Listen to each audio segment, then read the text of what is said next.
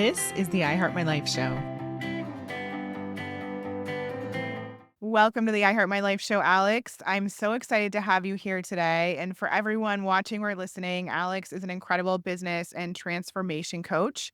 And she's here today to talk about a whole myriad of topics. I know we're going to cover a lot. She's so skilled at the work that she does in the world. And the truth is, Alex is one of the deepest people I've had the pleasure of knowing and getting to know over the last few years. And she always leads with her heart and has just such substance and depth to her that I know this is going to be a really juicy conversation. So, welcome, Alex. Thank you so much, Emily. I've shared this with you already. I'm super excited to be here. It's kind of fascinating to me that we met 4 years ago at your I Heart My Life event. And I was introduced to you through a coach of mine at the time. And I was so impacted by that event and inspired by you, by the speakers, by your community. And that really completely flipped for me what was possible for me and opened me up to just such greater possibilities. And so my life took such a great turn following that event. It was such a huge catalyst for me. So I'm just thrilled that we're here 4 years later to be having this conversation. I think you're such an incredible woman and coach, and I'm excited to see where it goes. Thank you. I so appreciate that.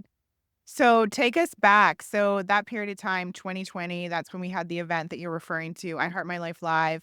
What sort of mindset did you come to the event with? Who were you at the time? What were you searching for? Tell us a little bit more. Absolutely. And actually, if I can rewind just a little bit further, because I Sure. believe this story supports where I was then in 2020.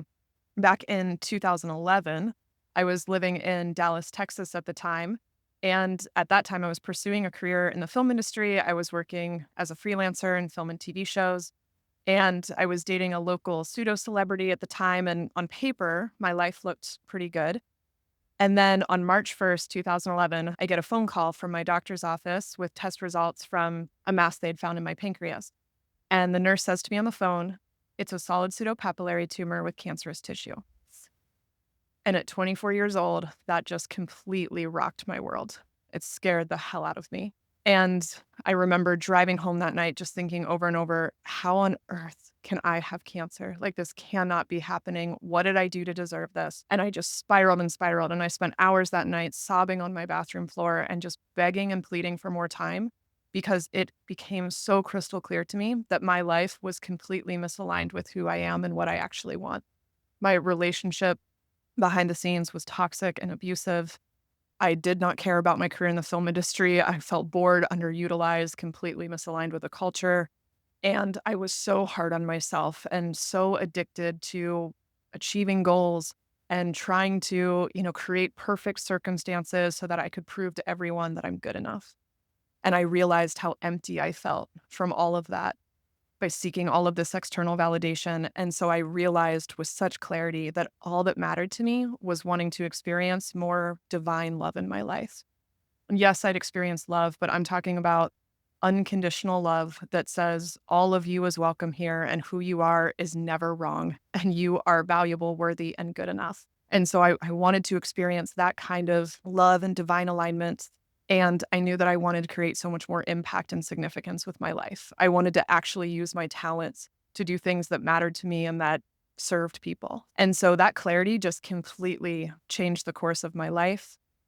I picked myself up off the bathroom floor that night and I made this vow to myself that I'm going to use this to change my life for good. I'm going to learn how to unapologetically express who I really am. And I'm going to connect to divine love. I'm going to learn how to create a life that feels good and impactful and significant. And so I was incredibly blessed to find out that my tumor was rare. It was non-aggressive. I was cured from a surgery at the National Institute of Health.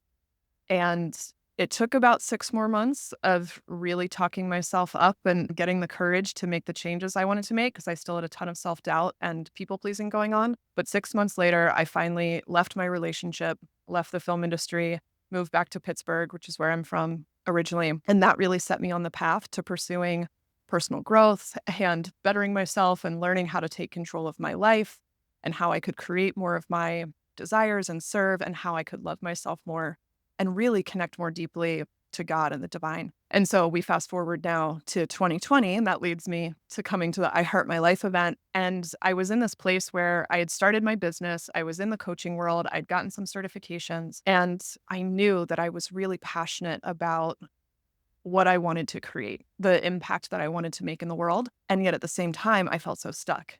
I was going back and forth in this, but how do I actually make it successful? Like, how do I actually create sustainability? How do I actually run a business? And it was at the I Heart My Life event that I realized so much of what was stopping me was my mindset. It wasn't just needing to learn more strategies to enhance my business.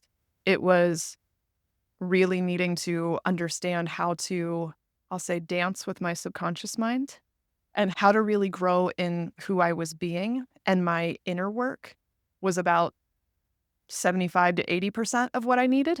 And then about 20% in the enhancing, strategies and learning how to up level my skills. So beautiful. Thank you for sharing that story. So take us back, even before the event, because I love that you were able to go there and share that. When you said that you had this kind of awareness that you wanted to focus on divine love, like where did that come from? And is that something that you had heard before but just ignored? Tell us a little bit more about that. Oh, great question. I'm glad we're getting into this because this actually speaks to one of my biggest challenges I ended up experiencing in my business a few years ago. So I grew up in Christian communities, in faith-based communities, and my entire life, I always had a real desire to know God, to understand God, to be close to God, to serve God. And so I grew up going to camp, to church, and then as I got older, I started shadowing chaplains. I shadowed a chaplain in the Army when I was in high school. I thought I might go that route and become a Army chaplain. I shadowed a pastor in college, thought maybe I would go to seminary, open my own church. And then in between working in film and starting my business, I worked for a nonprofit ministry for a couple years. So I sort of went through this roller coaster ride throughout my life of thinking maybe I would work in ministry or go that route, and then wanting to, no, I want to be involved in film, or I want to be involved in coaching. I want to be involved in storytelling and serve people and helping. I was always drawn to helping women with empowerment and finding their voices and developing themselves. And so I was kind of in this bouncing back and forth about it, circling back to when I was diagnosed with my tumor. And at this point, I'd already done some of the shadowing and working at camp and things like that. And so having had this experience throughout my life of wanting to know and be connected to God, because it was something I learned about so much when I was diagnosed with my tumor and struck with that fear so deeply, I really saw the gap of where I had been experiencing God in terms of learning about God from an intellectual standpoint. And I wasn't having an embodied experience of living in connection to love. And so there was something about receiving that diagnosis and wondering if I only had a few months left, if things were going to go bad for me very quickly. And it just hit me when I was on that bathroom floor sobbing that this is the thing I was missing the most in my life, that I really wanted. It was just like this energetic knowing. And I believe I surrendered to receiving divine whispers and guidance because I was in such a state of fear and just crying out for help and support. And it was just this knowing in my body, this is the most important thing that you actually need, is to know how to really connect to God, which now today, my understanding of that is that I was so disconnected from myself. And as I learned how to connect to and love myself, and it removed the external belief systems that I'd been taught and really let myself explore what I really believe and come to know myself, that is the path to how I really met God. So beautiful. So, can you share a little bit more about that? I'm really curious. So, when you had that big awareness and you were in that place, and I know you said it took about 6 months to make some of those big decisions, what did you do next to really know yourself and to start to explore this calling and this urge to know more, to be more, to have more, all the things? Well, I spent those 6 months and then really years following in these kind of taking slow steps forward in learning what I'm not and what I don't want. And I believe that now today, Emily, that to know what we want, to know what we desire, to know who we are, we also have to know what we don't want and to know what we're not. And so I can look back and see I spent years in this deep dive of learning what I don't want and who I'm not. And so, like I said, it was taking these slow steps forward. Like I left my relationship, it got so painful. My self esteem was at such a low that I finally just worked up the courage to leave the relationship and say, okay, I don't want this anymore. And I went through a couple years of that, of having some pain and challenges and realizing how much was out of alignment for me, even with going into working for the nonprofit ministry and spending years in that. And there were upsides to it and things I learned from it, and also reached a point of recognizing, wait, this doesn't feel good because it's so out of alignment with who I am. And so I started learning that I didn't want what doesn't feel good. I didn't want what feels really heavy. I didn't want what feels like a slog. I didn't want to wake up in the mornings and not feel excited about my days. I didn't want to have so much people pleasing show up in my relationship with my now husband, where I was putting on masks and hiding from him because I'm afraid of what he'll really think of my requests or what I want. I was such a huge people pleaser. And it just reached a point where it was so painful to not be seen and to not prioritize what actually made me feel good.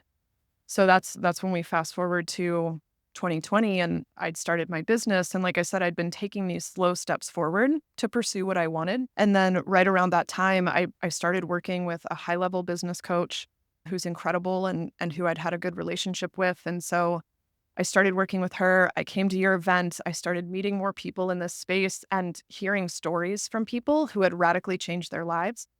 And it overwhelmed me, and I realized, oh, this is what I actually do want. I want this. I want to be empowered. I want to stand on a stage like Emily's standing on a stage right now and inspiring women that they can create their desires, that who they are matters, that what they want matters. I want to be that voice for women. And as I started leaning more and more into what I do want, after I'd been shedding a lot of what I don't want, it snowballed from there. It created this significant forward momentum. The more and more I leaned into, oh, this is what I want.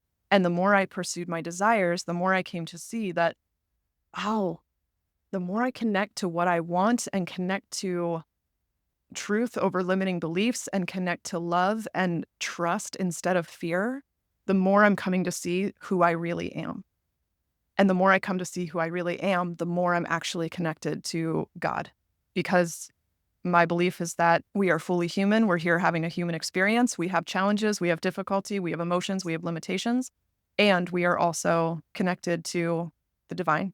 We're an aspect of the divine. We're connected to God. We were created by God. We are creators, and we are powerful and limitless and creative and have so much love inside of us. And all of that is existing within us. And the more we connect to ourselves, the more we get to experience all of those sides of ourself, which is really, really juicy. Yeah, this is so good. And you know that this is totally the topic that I love around desires and what it is that we want and who we really are. And I think it's so interesting how I don't know if it was natural or not, but the way that you described it in the story, it feels like it was kind of your natural first step. You started with what you didn't want. Mm. And I talk to people a lot about what it is that they don't want. What are they tolerating? Because oftentimes that's actually easier to access than the big question of what do you want and what's the big desire and what's the big goal, and we can start like pulling at that thread around what it is that we don't want and then ultimately get to what we do want. So was that your experience as well? Yes, absolutely. That's where I tend to start whenever I'm feeling a stuck point or lack of clarity in what I actually want. I start with, well, what am I currently experiencing that I don't want? And I find that can help me. It's like first shedding what I don't want, and then I can see the truth of what's really there in the desires. Amazing. So I do remember you distinctly at the event, and you and I have had, conversations since then, obviously. And one of the things that came up for me as I was with you and experiencing you was that there was a lot of trepidation around your next steps. And Mm, it felt like, oh my gosh, I want this. But at the same time, there was so much fear. And I remember at one point, like seeing you and you were like shaking and you were very emotional. And I've been in that same place myself. And I'm sharing this and I hope you don't mind because I oh, know a not lot at of all. people like, yeah, they're in this place where they know they want this thing. They know they don't want this thing. And yet there's so much fear there. And it brings up so much emotion. And they almost feel like paralyzed, like they can't Mm, move forward. And sometimes, like, that's an indication that it's not right for you and it's not aligned. And like, that's a lot of emotion there that we can look at. And like I said, sometimes it's a good reason to not move forward. But other times it's our mind holding us back and it's the limiting beliefs and it's all the stuff that's going to keep us from the life that we're craving. So, can you uh-huh. talk a little bit about where you were at in terms of that in 2020 and how because now I'm seeing you and we've been together in person and I feel like you've shifted so much. What Mm. was your process in respect to that? I am glad you're bringing this up, Emily, because it's so true. I was terrified at your event. I was having this completely dual experience of being so drawn in and leaning in and excited. And yes, I want this for me too. And then also terrified because my conditioning up to that point, my belief system, my worldview was to play it safe, to follow the rules, and definitely don't rock the boat and definitely don't explore anything outside of the Christian belief system that I had grown up with. And so all of that was in there for me. And I think as I look back now, really going through that experience and deciding to go down this path that I went on was an ego death. That was kind of a dark night of the soul moment for me because I made this conscious decision. Okay, I am going to go down this path that actually feels good to me, even though it goes against the worldview that I grew up in. And really that's individuating, right, from the family, that whole process from your childhood experiences. And that's one of the scariest things we can go through. And so I think what you're saying is really important because I agree with you that sometimes the fear is there or resistance is there because it's not what we actually want. And sometimes it's there because it's death to our ego, but it is what we want. And so what I started learning and growing in was understanding how my intuition speaks to me and understanding how to trust my body, how to connect to my body, and how to really separate from and observe my fear so that I could understand what's actually happening when fear arises. And so for me personally, when I feel a lean in, when I feel like a pulling towards something, when my gut feels excited about something and is a yes, then that's my intuition saying I'm a yes. If my gut feels a pull back and a constriction and it's a literally like a leaning back in my body, then I know, oh, I'm a no. The resistance is here because this isn't aligned for me. And it ultimately comes down to leaning in feels good. My gut pulling forward feels good. So even if there's fear and hesitation or nervousness around it, if there's excitement, if it feels good, if I can get past the fear, it will feel good. That's my yes. Because I believe feeling good is our natural state. We're meant to feel good. We're meant to move with more ease. Whereas when the fear is coming up in this intense resistance and it's just like, oh, no, I really, this doesn't feel good, but I should do it. Well, that's an unhealthy masculine way many of us have been taught to grind and force and bulldoze ourselves when it's not actually what's aligned for us. So initially at the event, when I decided to say yes, to keep going on this path to big investments in myself, to move forward with my business, it was really taking this leap of faith for the little part of me that said, wait, this would feel good if I do this. And then over time, I learned how to really tap into that more and more. I love what you're sharing. I hope everyone goes back and listens to this again because it's such a beautiful example of how you get clear around what is right for you and what's aligned and what's not. And I think you're spot on because oftentimes I remember, moments when I've made big decisions over the last 10 years, especially in business, but also in life. Sometimes there were opportunities where I was like, I should want to do this or this should be a yes for me. But in my body, I knew that it wasn't. And yet, so often we make ourselves wrong and we make ourselves, like you said, we bulldoze and we think back to all the ways in which, we might have missed out in the past and we don't want to miss out this time. And so there's all this fear coming up. And so it can be very confusing to know how to actually make the right decision, so to speak. I don't believe that there's ever like a right or wrong. I do think like we can course correct and everything happens the way it's meant to, but it can feel like so much pressure in that moment, especially when you're like the type of person like me where you just wanna get it right and, you wanna do everything in the way that is gonna get you the best results. It can be a lot. Yeah, I really relate to that, Emily. I think a lot of high achieving women too can relate to this of that desire to not be wrong, to get it right, to want to produce, right? You want to move full steam ahead. And there's a lot of light and good things in that and a lot of capability in it. And you're speaking to the dark side of it, which is that you can end up getting so in your head and confused, right, about what step to take or bulldozing yourself and forcing yourself forward because you feel like you should do things and you don't want to get it wrong or you want to be right.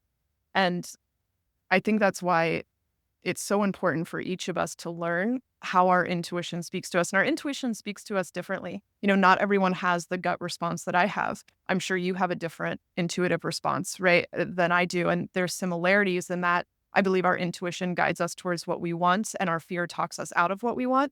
But how our bodies speak to us is all unique and different. And something I talk about a lot and I teach, and with every program I do, every person I work with, I talk about the essence of radical trust. And it's the core foundation of every single thing that I do because I truly believe that that's actually the only thing you really need to help you create your desires in life. The other things are support it, expand it, help you go faster. But the only thing you actually need to create what you desire is having radical trust in yourself, your intuition, and in God. And so that radical trust, it goes so much deeper than just knowing what you say you're going to do. It is knowing that no matter what, you will always be okay. You will always figure everything out, that you are always taken care of and loved and supported. And so, like you said, I agree with you. I don't believe we can ever actually get it wrong. I don't believe mistakes are ever final or lasting. I believe we are meant to learn and grow through mistakes, that everything in our path is to help us become who we're meant to be. And so when you can live in alignment with that truth and cultivate that within you and know I will always be okay, that it can help you remove that fear of getting it wrong or needing to get it right. 'Cause it's like, hey, what if there is no wrong? If you could not get it wrong, what would actually feel good for you to do? And I found that's one of the most powerful questions that I use in my own life to help me get clear about what's actually my truth and my desire over a should from anybody else. Love it. So talk a little bit about the work that you do in the world. Obviously, you just gave us a bit of a preview, but most of the amazing people in the personal development space who I talk to on the show, they've turned their pain into their purpose. So what does that look like for you? Yeah. Well, like I've already talked about, so much of what stopped me for a long time or created a lot of struggle or misalignment in my life came back to this conditioning, conditioning beliefs, worldviews from other people, from who I grew up with, from who influenced me. And with that conditioning came a lot of self judgment, imposter syndrome, and really lack of worthiness. If I could pinpoint like the greatest challenge actually that I've overcome in my life, it would have to be this theme of feeling unworthy to really receive, to feel good, to have what I desire, because there was all of this inner judgment that I always should be doing more, that I could be doing better, that it's just not good enough yet. I was the queen of self doubt and not good enoughness. And so going through this deep dive and really learning how to release that conditioning, connect to more of the truth of who I am has completely transformed my experience on earth. And so that's what I've really fallen in love with as I've grown my business and gone deeper and deeper into this. And from releasing conditioning, I've gone through rebuilds in my business and challenging experiences. I know it can be a lot. It can be hard sometimes. And so something that I absolutely love supporting women in is practicing radical acceptance of yourself, of your humanity, of your emotions. So many of us are taught to suppress our emotions, which creates anxiety, depression, fear, doubt. And so when we can really connect to ourselves and be with ourselves, be with our emotions and accept ourselves, that's the portal to creating more radical trust in our lives.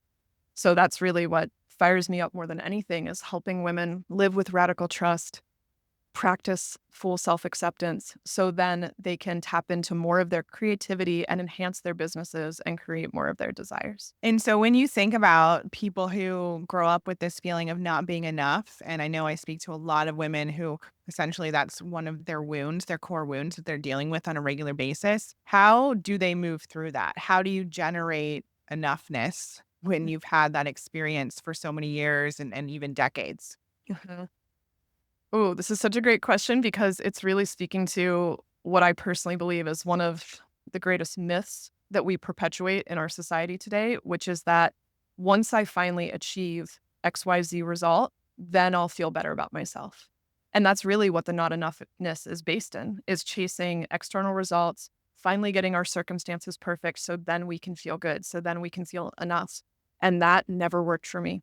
I tried it multiple times, even when I 10x'd my business back in 2021 and created, what I thought I wanted with having multiple employees and doing master classes for women all over the world and accelerating, my lifestyle and enhancing so many different aspects of my life.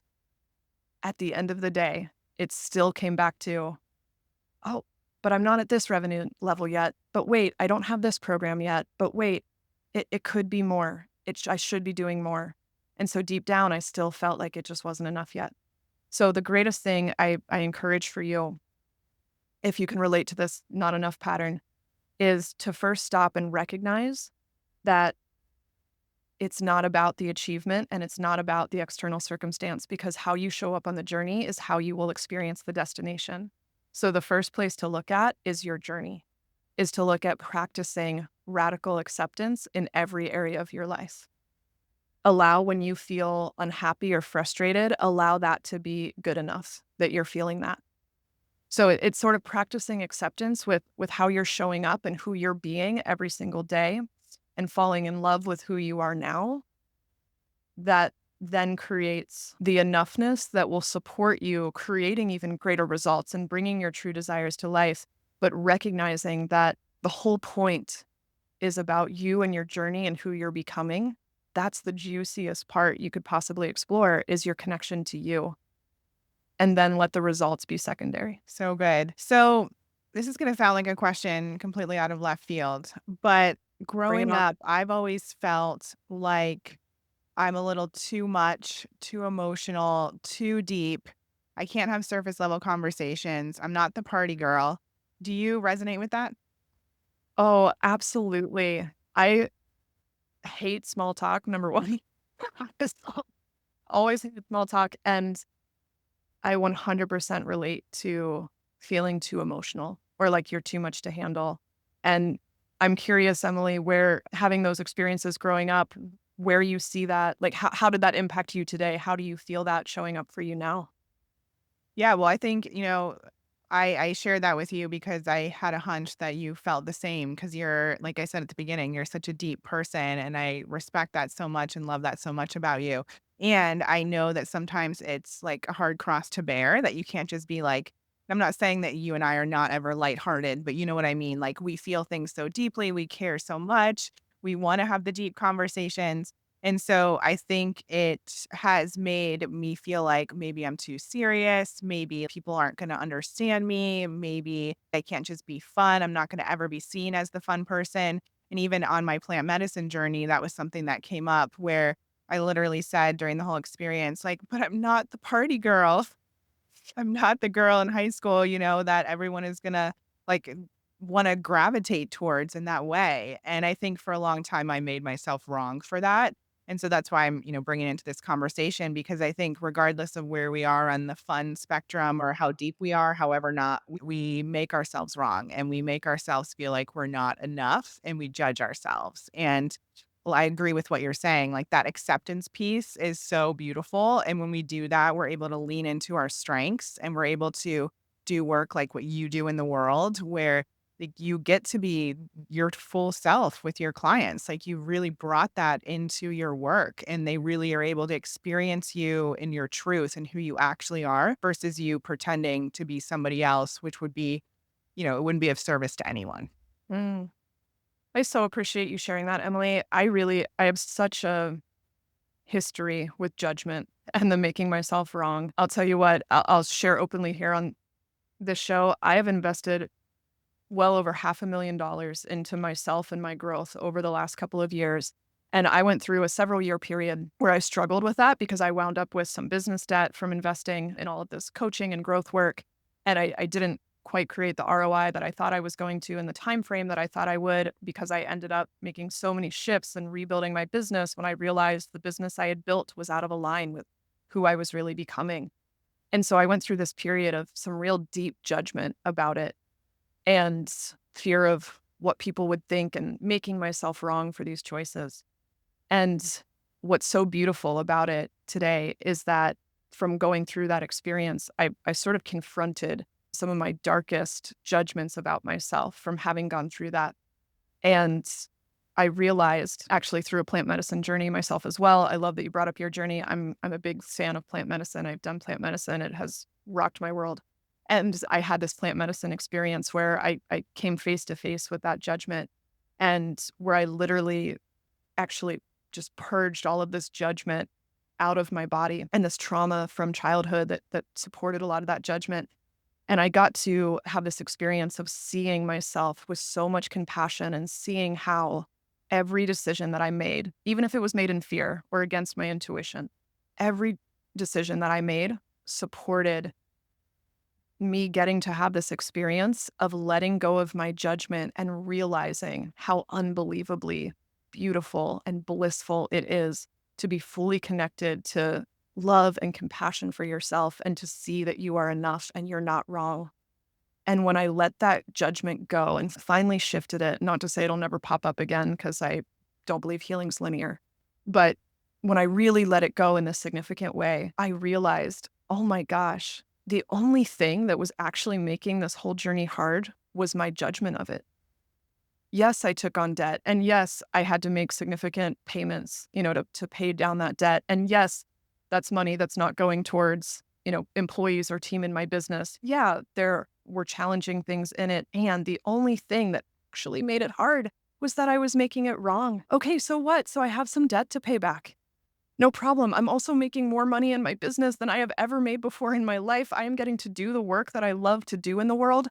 And what's most important is that I have learned how to love myself so much more deeply, and that is worth every single dollar that I've ever invested. Yeah, and I know you get this deeply. You and I have had a conversation about it, and you were one of the people that I shared about my transition and everything that we've been through in our business crisis and all the money stuff. You were one of the people to hear about it before I shared it publicly, and you definitely, were so supportive and encouraged me to share and to not judge myself and to recognize that that story is going to help others to not judge themselves and to not feel so bad about what situation they might find themselves in. So thank you for that. And you're completely right. James always says, what if you replace judgment with curiosity? And Yeah. we can do that so well with other people. But then when it comes to ourselves, sometimes it's a different story. So I love that you highlighted that for us. Mm. So you mentioned in passing that you don't believe that healing is linear. So please tell us a little bit more about that. What do you mean? And in your own healing journey, what has been the thing that you feel you've healed the most? Maybe it's the piece that you just described, but I'd love to know a little bit more. Yeah. Well, for a long time, my not enoughness pattern attached to this idea of if I could just be evolved enough, if I could just heal enough, then my seer won't arise. I'll never experience doubt or I'll never experience, my victim popping up again. And I've come to realize that that's all just supporting the pattern of not enoughness. Time doesn't heal trauma. Healing isn't linear. So, what I mean by that is you can heal something and learn how to respond to it differently, learn how to not let it drive the car, essentially, when you're making decisions or moving forward in your life. And that doesn't mean that it's not going to pop up again. So, for instance, you mentioned what's some of the greatest things that I've healed. Again, all tied to my worthiness and not enough patterns, but a place that really showed up a lot was how I was being as a mom. And when my daughter was born, I had postpartum depression, and she was also born right before the fall of Afghanistan. My husband's a combat veteran, served in Afghanistan. He was kicked back into PTSD when she was born. And so the first few months of her life were really challenging for us, and it was a dark season in my life. And I had so much guilt about that. So much guilt that I wasn't just fully connected and present and on cloud nine the first few months of her life. And so I didn't even realize for a long time that I was still holding on to guilt about having postpartum because logically in my mind, I had compassion for myself. I understand, I couldn't help it. I understand it was a response to trauma. I understand I was doing my best.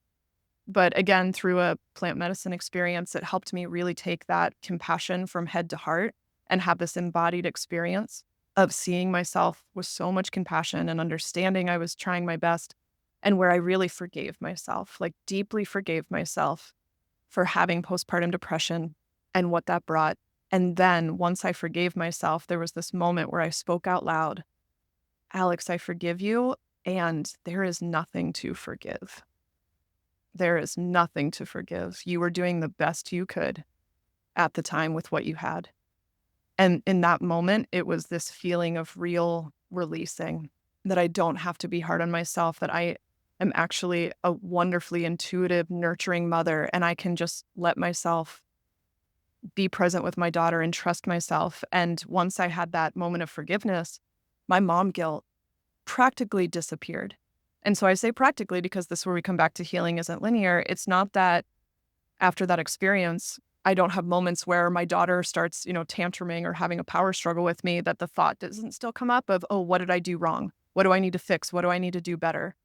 The thought still comes up, but I'm no longer participating with it. It's like, oh, okay, there you are, pattern. You don't belong here anymore. You can go now. And whatever emotions come up, if I feel upset, I let myself feel my emotions. I don't dismiss them. I don't try to fix them. I let them be there. and then they can release and I can move into my higher self and move forward. I love how you said, I don't participate in it. Like it's there, but you're not participating. You're not actively engaging in it. And you're not also trying to squash it or like wish it away. You're feeling it and letting it be, and then it releases. So Mhm. good. I resonate with that. Again, I have been through an interesting few years, and especially with my daughter being born when she was born. And we had like deliberately waited 10 years to have a baby until our business was to a place where it would be stable and all the things would be good. And it was the complete opposite. And so there were plenty of moments where I remember being with her as an infant and just crying and being like, I'm so sorry. This is not what I envisioned for you, and feeling so stressed. And, even Mhm. today, wondering how has that impacted her? How will it impact her? And obviously, like, she could care less. Like, she just wanted people to love her. But we make all these things mean so much in our minds and have so much judgment around our current scenario and situation. And like you said, if we just release that, things would be extremely different. So thank you for that. Sure. I think too, Emily, I just want to say this quickly because I think so many moms can relate to what we're talking about here. And I think it's really important to remember that we will never be perfect parents and that our daughters will have things that they're going to have to grow through or heal or overcome. And that's okay because we're meant to. It's part of the journey. We're meant to learn lessons. And that circles back to what we were talking about earlier, that it's not about the destination. It's not about being perfect. It's about the journey. And so I believe, yes, the number one thing our daughters need from us is just love. And if we can love them, we're doing the absolute best job we can possibly do. Beautiful. So before we wrap this up, for anyone who's interested in radical trust, where is the first place that they should start? So I have an ebook at alexpursglove.com/radical trust, and it's called Radical Trust, a woman's guide to manifesting true desires, joy, and passion. And it talks about the four core pillars of practically cultivating more trust in your life, because trusting yourself is a journey and requires intentional practice. And like I said, goes so much deeper than just knowing you do what you say you will. It's about really deepening that connection to yourself and knowing that you'll always be okay because you have you. You'll always be okay because you have you. Love it.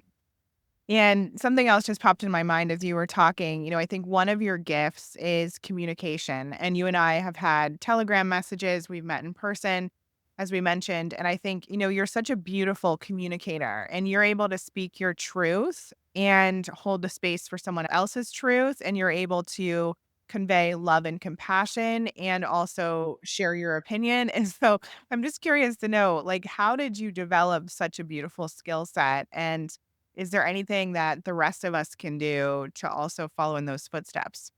I've never been asked that question before. So, one, I'm just taking a moment to take in the compliment. Thank you. That was a really beautiful reflection.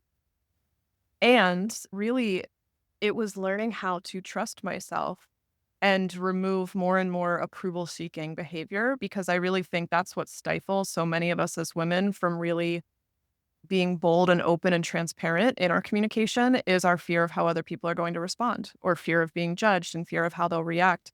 And so I certainly still have those fears. I'm still working through those and growing through them. And I've found being able to name them and just own them. I think I even shared that with you once. I was sending you a voice message and said to you, I'm noticing in this moment, I have a concern about how you're going to respond to this or what you'll think of this. So presencing that and letting it be here, I found really supports me being able to actually just speak my truth when I let whatever is coming up be okay.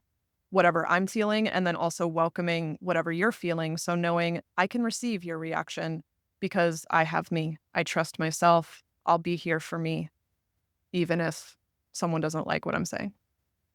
Totally. And I think, don't you think that also calls in the people that are most aligned with you energetically?